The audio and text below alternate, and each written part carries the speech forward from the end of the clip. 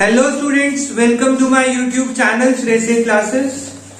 Eco में हम एक चैप्टर कर रहे थे। चैप्टर का नाम है फॉरेन एक्सचेंज रेट। इसमें आज एक नया टॉपिक स्टार्ट करना है, demand for foreign exchange. Topic का मतलब समझना कि हमारे देश में फॉरेन एक्सचेंज की डिमांड कब कब होती है। सबसे पहला, अगर आप अपने देश में गुड्स इंपोर्ट कर रहे हैं या एक्सपोर्ट कर रहे हैं, डिमांड कब होगी सोचो। अगर आप एक्सपोर्ट कर रहे हैं, चलो इसने कहा एक्सपोर्ट मतलब गुड्स बेच रहे हैं, तो आपके पास पैसा आएगा। किस में आएगा? फॉरेन करेंसी में आएगा। तो आप डिमांड करेंगे या सप्लाई होगी उसकी? डिमांड करने की जरूरत ही नहीं है, क्योंकि मुझे तो पेमेंट आनी है, मुझे किसी को पेमेंट थोड़ी करनी है। ऑन द अदर हैंड, अगर हम सोचे कि हम दूसरे देश से गुड्स को इंपोर्ट कर रहे हैं, यानी कि गुड्स परचेज कर रहे हैं, अगर आप परचेज कर रहे हैं तो पैसे देने पड़ेंगे, और जिस देश में आपको पेमेंट करनी है वो अपनी करेंसी में पेमेंट मांगते हैं। इसका मतलब अगर हम गुड्स इंपोर्ट करें तो क्या फॉरेन एक्सचेंज की डिमांड अराइज होगी या नहीं होगी? ऑब्वियसली, क्योंकि आपको पेमेंट फॉरेन करेंसी में करनी है और वो पेमेंट करने के लिए आपके पास फॉरेन करेंसी होनी चाहिए। इसीलिए हम फॉरेन करेंसी की डिमांड करते हैं जब हम गुड्स को इंपोर्ट करते हैं। क्लियर हो गई बात? पहला पॉइंट समझ आया? देखो क्या लिखते हैं, import of goods and services. Foreign exchange is demanded to make payment for import of goods and services. कह रहे फॉरेन एक्सचेंज की डिमांड होती है गुड्स और सर्विसेज जो इंपोर्ट करें उसकी पेमेंट के लिए। Next, second point is tourism. Tourism का मतलब क्या हुआ? अगर हम दूसरे देश में घूमने जा रहे हैं, क्या हमें फॉरेन करेंसी की जरूरत पड़ेगी?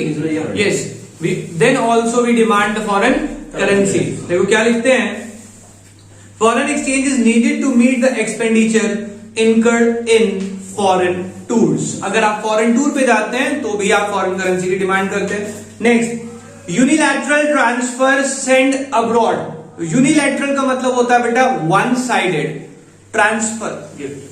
जैसे कि आपका कोई रिलेटिव दूसरे देश में रहता, आपको उसे पेमेंट कोई करनी है on the occasion of any ceremony. कोई सेरेमनी है, आप उसे गिफ्ट भेज रहे हैं, तो आप जो गिफ्ट भेजते हैं उसके लिए भी आपको फॉरेन करेंसी की जरूरत है। तो देखो क्या लिखते हैं, unilateral transfer send abroad. Foreign exchange is required for making unilateral transfer like sending gifts to other country। दूसरे देश में गिफ्ट्स भेजने के लिए। Number 4, purchase of assets in foreign country. अगर आप किसी फॉरेन कंट्री में कोई एसेट खरीद रहे हैं, लाइक आपने वहां पे कोई प्रॉपर्टी परचेज करी, किसी कंपनी के शेयर्स खरीदे, अब उनको पेमेंट करनी है। खरीदने के लिए जो पेमेंट होगी वो भी फॉरेन करेंसी में होगी। That to be the reason for demand in foreign exchange. Foreign exchange की डिमांड का एक रीजन ये भी हो सकता है purchase of asset in foreign countries. It is demanded to make payment for purchase of assets like land, shares, bonds etcetera in the foreign country. Next is the speculation. बेटा आपको बताया, कई बार बता चुका हूं, स्पेक्यूलेशन का मतलब क्या होता है, कोई भी ऐसी ट्रांजेक्शन जिससे आपको प्रॉफिट और लॉस के इक्वल चांसेस होते हैं, जिसको आप नॉर्मल लैंग्वेज में सट्टा भी बोलते हैं। मतलब उसमें प्रॉफिट हुआ तो डबल हो जाएगा और वरना जीरो भी हो जाएगा। क्या बिजनेस को स्पेक्यूलेशन बोल सकते हैं? स्पेक्यूलेटिव एक्टिविटी बिजनेस होती है? No। मैंने आपको रीजन बताया था कि बिजनेस में अगर आपने 500 रुपीज की कोई चीज परचेज करी, आप उसे कोशिश करते हैं 600 650 तक बेच दे, नहीं बिक रही तो हम 450 या 400 तक तो बेच ही देते हैं। इसका मतलब जीरो तो नहीं होता, थोड़ा बहुत लॉस होगा, बट स्पेक्यूलेशन एक्टिविटी में या तो डबल या फिर जीरो। तो ऐसी एक्टिविटी में जब हम पैसे लगाना चाहते हैं उसको हम बोलते हैं स्पेक्यूलेशन ट्रांजैक्शन। अब यहां पे स्पेक्यूलेशन का मतलब कैसे आया सर? एक बात बताएं, अगर आपको लगा कि फॉरेन करेंसी का रेट फ्यूचर में बढ़ने वाला है, फ्यूचर में तो क्या आप आज उसकी डिमांड करेंगे या नहीं करेंगे? कि भाई आज रख लेते हैं, जैसी रेट बढ़ेगा उसे बेच के प्रॉफिट कमा लेंगे।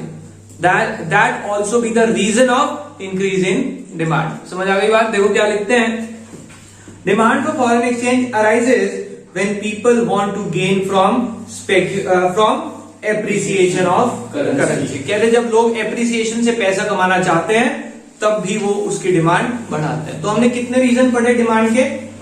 5। डिमांड में चेंज होने के 5 रीजन है। सबसे पहला import of goods and services. दूसरा क्या है? Tourism. Third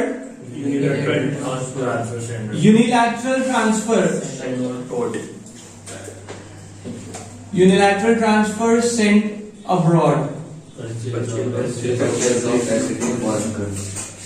purchase of fixed asset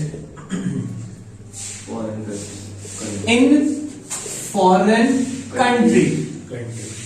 last speculation. Last क्या है हमारा? स्पेक्यूलेशन। कोई प्रॉब्लम बेटा इसमें? सारे पॉइंट समझ आए कि ये डिमांड इससे कैसे बढ़ती है। अगर इनमें से हम कोई भी एक्टिविटी परफॉर्म करते हैं तो हमें फॉरेन करेंसी की डिमांड करनी पड़ेगी। समझ आ गई बात? ऑन द अदर हैंड, अगर मैं आपसे पूछूं बेटा सप्लाई कब होगी फॉरेन करेंसी की? सप्लाई ऑफ फॉरेन करेंसी कब होगी? ध्यान से सुनना। अगर हम गुड्स को करें एक्सपोर्ट, जैसे हमने पहले समझा था, अगर हम गुड्स और सर्विसेज की एक्सपोर्ट करें तो पेमेंट आएगी, हमारे देश में फॉरेन करेंसी की सप्लाई बढ़ जाएगी। पहला रीजन समझ आया। दूसरा टूरिज्म। हम टूरिज्म के लिए नहीं जा रहे, they are visiting our country. अगर कोई फॉरेनर अपने देश को विजिट कर रहा है तो हो सकता है। यूनिलैटरल ट्रांसफर सेंड अब्रॉड, हम लोगों ने गिफ्ट भेजे अपने दोस्तों रिश्तेदारों को, तो वो भी तो भेज सकते हैं। तो उसके लिए वर्ड यूज होता है यहाँ पे रेमिटेंसेज फ्रॉम अब्रॉड।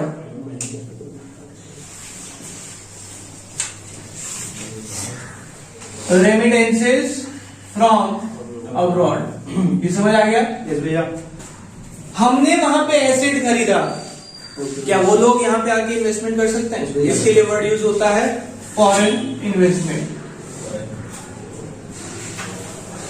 समझ आ गई बात बेटा? और समझना स्पेक्यूलेशन सेम आएगा। यहां पे हमने स्पेक्यूलेशन क्यों किया था? जिससे कि हम गेन कर सके फ्रॉम एप्रिसिएशन। अब यहां पे भी स्पेक्यूलेशन होता है बेटा, ध्यान से समझना। यहां पे स्पेक्यूलेशन कैसा हो सकता है? अगर फॉरेन करेंसी का रेट बढ़ गया तो हम क्या करते हैं, जितनी फॉरेन करेंसी बढ़ी होती है सब बेच देते हैं, just to get the benefit from sale. समझ आई बात? एक बार फटाफट से सप्लाई वाले जो रीजन है 2 टॉपिक छोड़ के वो पढ़ते हैं। Supply of foreign exchange. सबसे पहला export of goods and services. Supply of foreign exchange comes through export of goods and services. दूसरा foreign investment, the amount which foreigner invest in the home country increases the supply of foreign exchange. Number 3, remittances from abroad, जब बाहर वाले India में पैसे gift भेजे, supply of foreign currency increases in the form of gifts and other remittances from abroad. और last speculation, supply of foreign exchange comes from those who want to speculate on the value of foreign exchange. यानी speculate मतलब जो फायदा उठाना चाहता है foreign exchange के rate से, जैसी रेट बढ़ेगा उसकी सप्लाई बढ़ा देंगे। Is it okay? अब हम वापसी आते हैं बेटा, हम डिमांड वाला टॉपिक पढ़ रहे थे। डिमांड के रीजन समझ आया आपको? क्या क्या रीजन है डिमांड के? अगला टॉपिक समझना, reason for increase in demand. दोनों टॉपिक में फर्क है। यहां बताया reason for demand, reason for demand होती क्यों है। अब यहां कह रहे डिमांड बढ़ती क्यों है। डिमांड तो ये 5 रीजन से हो सकती है, कभी हो सकती है कभी नहीं, पर ज्यादातर डिमांड बढ़ती क्यों है उसके 3 रीजन है। देखो बेटा, तीनों रीजन की समरी बता देता हूं आपको क्या कहने वाले हैं ये। जैसे ही हमारी फॉरेन करेंसी का रेट सस्ता होगा, जैसे ही फॉरेन करेंसी का रेट सस्ता होगा, सबसे पहले हम क्या करने वाले हैं, वहां से गुड्स खरीदेंगे, क्योंकि हमारे को वहां से गुड्स खरीदना रिलेटिवली चीपर पड़ेगा। ठीक है। दूसरा, जब वहां की फॉरेन करेंसी के रेट कम हो जाएंगे तो हम उस देश में घूमने चले जाएंगे क्योंकि वहां का टूर हमें सस्ता पड़ेगा। तीसरा, जब फॉरेन करेंसी के रेट कम हो जाएंगे तो हम वहां की करेंसी को खरीद लेंगे टू गेन फ्रॉम स्पेकुलेशन, के फ्यूचर में बढ़ेगा तो बेच देंगे। तीनों रीजन समझ आए? पढ़ते हैं एक बार, फिर यहां पे समरी कंप्लीट करते। देखो, when the price of foreign currency rises, when the price of foreign currency rises, domestic goods becomes relatively, sorry मैंने सप्लाई का पढ़ दिया, माय मिस्टेक, डिमांड वाला पढ़ना था ऊपर। When the price of foreign currency falls, जब फॉरेन करेंसी सस्ती हो जाएगी, import from foreign country becomes cheaper, so import increases, hence the demand for foreign currency rises. समझ आया बेटा? तो डिमांड बढ़ने का पहला कारण आपको क्या बताया? जैसे ही फॉरेन करेंसी का रेट फॉल होगा, इंपोर्ट बढ़ जाएगा, बिकॉज गुड्स आर चीपर। हमारे को जो गुड्स मिलेंगे वो सस्ते रेट पे मिलेंगे। कोई प्रॉब्लम? सेकंड पॉइंट पढ़ते हैं, when a foreign currency becomes cheaper in terms of domestic currency, यानी कि बात तो यही है, when rate of foreign currency falls, तो हम क्या करते हैं? It promotes tourism to that country। तो क्या होता है? We increase the tourism, हम टूरिज्म बढ़ा देते हैं उस कंट्री में। कोई प्रॉब्लम बेटा? Next, last, when price of foreign currency falls, यानी कि तीनों की स्टार्टिंग आप देखे बेटा ये कॉमन है, इसलिए मैंने ये कॉमन ले लिया था। When price of foreign currency falls, तीसरा पॉइंट क्या लिखते हैं? It demand rises as more people want to gain from speculative activity। इसकी डिमांड बढ़ जाती है because we want to gain from speculation। समझ आ गई बात? कोई प्रॉब्लम किसी को? पक्का समझ आ गया? अब आगे समझते बेटा बहुत ध्यान से।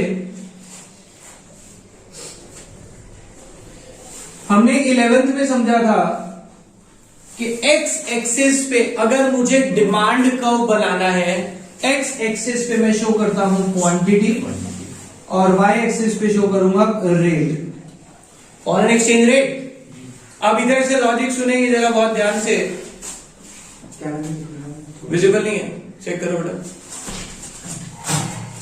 है सर, ठीक है। अभी अगर मुझे क्वांटिटी रेट चल रहा है आर और क्वांटिटी डिमांडेड हो रही है मार्केट में क्यू, ठीक है, ध्यान से देखेंगे। अगर किसी भी चीज का रेट बढ़ जाता है, एक मिनट, आर रेट पे मेरी जो डिमांड है ये है क्यू। अगर किसी चीज का रेट बढ़ जाता है, डिमांड क्या होगी आपके हिसाब से? कम हो जाएगी। तो ये क्यू से Q1 पे आ जाएगी। रेट बढ़ा, डिमांड कम हो जाएगी। तो एक ये पॉइंट आया, एक ये पॉइंट आया, दोनों को इंटरसेक्ट कराते हुए ये डी मेरा डिमांड कर्व बनेगा। और डिमांड कर्व हमेशा डाउनवर्ड स्लोपिंग होता है। कैसा होता है? Downward sloping. क्यों होता है downward sloping? Because of inverse relationship between rate and quantity demanded. एक चीज बढ़ेगी तो दूसरी कम होगी, इसीलिए ये डाउनवर्ड स्लोपिंग होता है। रीजन पूछा जा सकता है, why demand curve is downward sloping? Because of inverse relationship between quantity and rate of foreign exchange. पढ़ते हैं एक बार। Demand curve of foreign exchange slopes downward due to inverse relationship between demand for foreign exchange and foreign exchange rate। समझ आ गई बात? कोई problem किसी को? अब बैक टू सप्लाई। सप्लाई के रीजन पढ़े थे हमने। सप्लाई के रीजन क्या होते हैं मार्केट में? फॉरेन एक्सचेंज की सप्लाई क्यों होती है? उसके 4 रीजन है। पहला, अगर हमारे देश से एक्सपोर्ट बढ़ रहा है तो पेमेंट आएगी फॉरेन करेंसी में।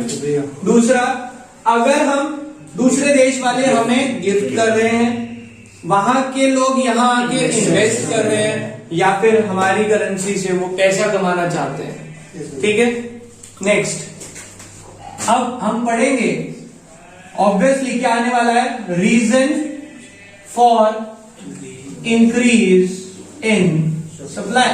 सप्लाई बढ़ती क्यों है इकोनॉमी में? बेटा दो कारण होते हैं, यहां पे 3 थे, यहां 2 है, ध्यान से समझना बेटा। When rate of foreign currency increases, foreign currency का रेट अगर बढ़ गया तो क्या होगा, हमारे गुड्स उनके लिए सस्ते हो जाएंगे या महंगे हो जाएंगे? उनके लिए हमारे गुड्स सस्ते हो जाएंगे, तो वो यहां से परचेज करना शुरू करेंगे, और जब वो यहां से परचेज करेंगे तो हमारे देश में फॉरेन एक्सचेंज की सप्लाई बढ़ जाएगी। समझ आ गई बात? तो देखो क्या लिखते हैं, rate of foreign exchange, foreign currency rises, purchase of goods becomes, क्या बन जाएगा, cheaper, hence the supply of foreign currency rises. पढ़ लेते हैं एक बार क्या लिखा है। Point number 1, when price of foreign currency rises domestic goods become relatively cheaper, it induces the foreign country to increase their import from the domestic country, as a result supply of foreign currency rises. इसीलिए हमारे देश में foreign currency की supply बढ़ जाती है। समझ आ गई बात? दूसरा, इधर देखें, अगर फॉरेन करेंसी का रेट बढ़ चुका है तो वो क्या करेंगे, वो कहेंगे इसका रेट ऑलरेडी बहुत बढ़ चुका है, इसे बेच के प्रॉफिट कमाओ। भाई आपकी चीज अगर महंगी बिक रही है, क्या कहेंगे, बेच दो, और बेचते ही मार्केट में सप्लाई बढ़ जाती है। देखो क्या लिखते हैं, when price of foreign currency rises, यानी कि स्टार्ट यही हो रहा है, when price of foreign currency rises supply of foreign currency rises as people want to make gain from speculation activity. तो दूसरा है स्पेकुलेशन। स्पेकुलेशन कैसे करेंगे, बाय सेल, स्पेकुलेशन बाय, आगे बात समझ बेटा। अब देखें इधर सप्लाई को 0 y x एक्सिस, इधर आएगी क्वांटिटी, इधर आएगा मेरा रेट। यस बेटा बहुत ध्यान से समझेंगे इसे।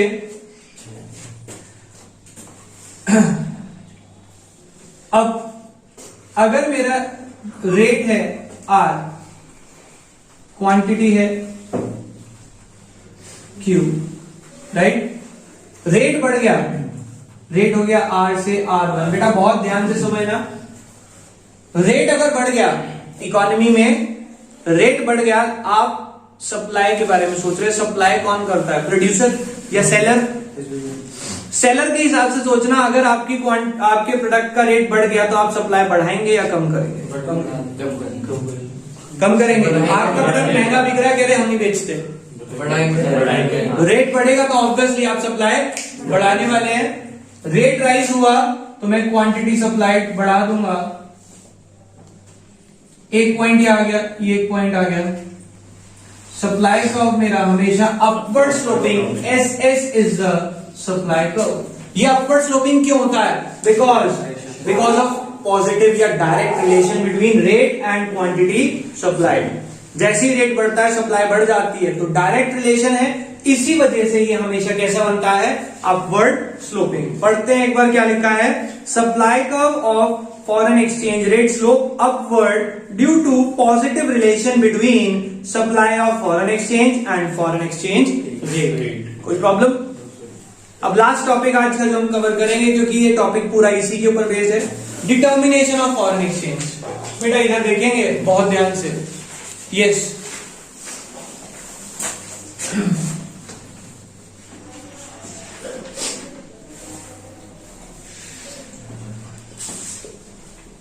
आपको मैंने अभी बताया कि एक्स एक्सिस पे हम क्वांटिटी शो करते हैं, वाई एक्सिस पे हम रेट शो करते हैं। मुझे रेट डिटरमाइन करना है, मार्केट में रेट डिटरमाइन करना है फॉरेन करेंसी का। आपको अभी बताया था, कल टॉपिक पढ़ा था कि मार्केट में रेट कैसे डिटरमाइन होता है, on the basis of market force of demand and supply. Foreign currency का रेट कैसे डिटरमाइन करते हैं, डिमांड और सप्लाई के बेस पे। और अभी हमने पढ़ा सर, डिमांड का डाउनवर्ड स्लोपिंग होता है और सप्लाई का अपवर्ड स्लोपिंग होता है। जहां पे वो इंटरसेक्ट करते हैं, ये इक्विलिब्रियम है, इसके सामने जो रेट आता है that is equilibrium rate, that is equilibrium quantity. Equilibrium rate एक ऐसा रेट है जहां पे डिमांड और सप्लाई बराबर है। अब वो कहते हैं जहां पे ये इंटरसेक्ट कर रहे हैं ये इक्विलिब्रियम रेट है, क्या इसके अलावा कोई और रेट मार्केट में अच्छा माना जाता है जहां पे जाके इकोनॉमी रुकती है? तो हम कहेंगे नो। रीजन शो करते हैं बेटा, ये ऐसा रेट है जहां पे डिमांड सप्लाई बराबर है। सपोज हमने रेट लिया इससे कोई नीचे R1, अगर मैं रेट इससे नीचे ले रहा हूं तो क्या होगा? सप्लाई कम हो जाएगी, डिमांड ज्यादा हो जाएगी। This is the situation of excess demand. ये कैसी सिचुएशन है?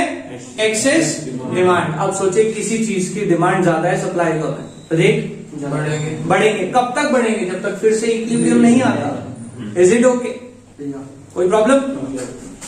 अगर मैं कहूं इसके ऊपर चला जाए रेट, सपोज एक डायग्राम और बना के देख लेते हैं। D is the demand curve, SS is the supply curve, E is the equilibrium, E is the equilibrium, R is the equilibrium rate and OQ is the equilibrium quantity. Suppose rate बढ़ गया इसके ज्यादा, R2 हो गया, इस वजह से क्या होगा बेटा? ये आ जाएगी एक्सेस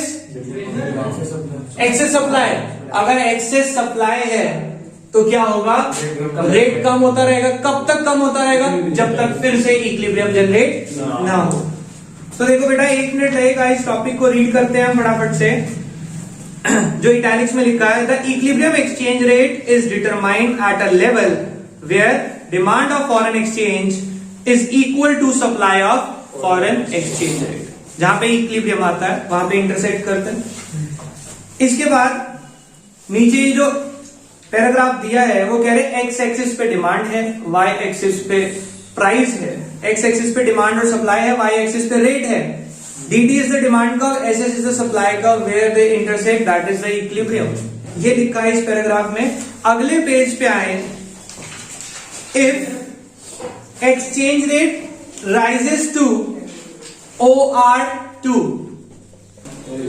देखो बेटा ये सिचुएशन कौन सी थी? एक्सेस सप्लाई की।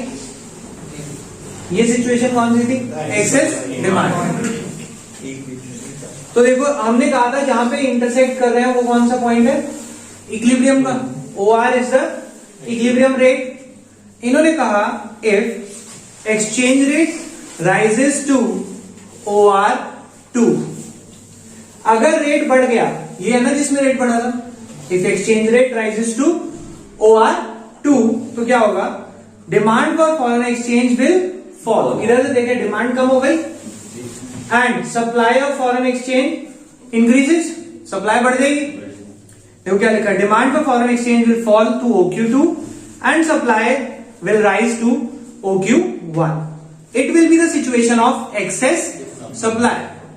As a result, the foreign exchange rate will fall till it again reaches the equilibrium. क्या रेट फिर से फॉल होना शुरू हो जाएगा, बढ़ना शुरू हो जाएगा, सॉरी फॉल होना शुरू हो जाएगा जब तक फिर से इक्विलिब्रियम जनरेट नहीं हो। अगर रेट हमारा OR1 हो जाए, क्या हो जाए? OR1 यानी कि रेट कम हो जाए, then demand will rise to OQ1, demand बढ़ जाएगी और सप्लाई विल फॉल।